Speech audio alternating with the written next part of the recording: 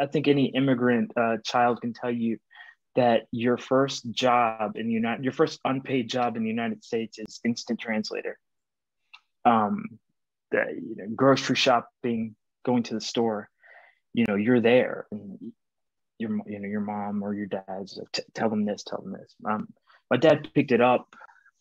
They both picked up a good bit of it. My dad, he worked more out around people, so he picked it up.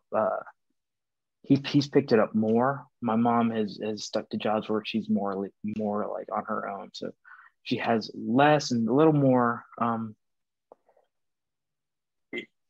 I watched them deal with the insecurity of not knowing the language in different ways, and they dealt with it in very kind of gendered ways in some respects.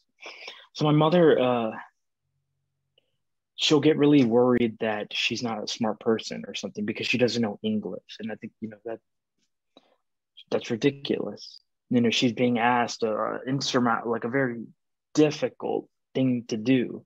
When I think about, I look at my partner now, and I think if her and I picked up and just left to another country where all of our credentials don't matter, aren't useful to us, what would I do with a kid?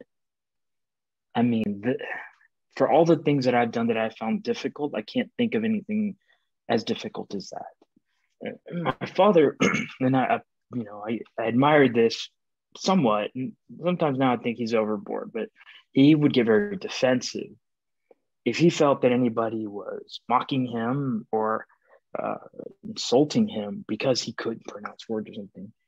He would, stick up for himself, call it out, and that both those things really shaped me in the sense that um, I don't. I work hard to not be ashamed of who I am, where I come from, but at the same time, I'm also built in kind of uh, concerns over making sure that I can do the things that you're supposed to be able to do as like uh, someone who was born here with all these duties. So I carry some of those like fears myself. Um, it's a little deep, but working those things out is just something I think it's not just something I carry with me. I think something in the immigrant experience.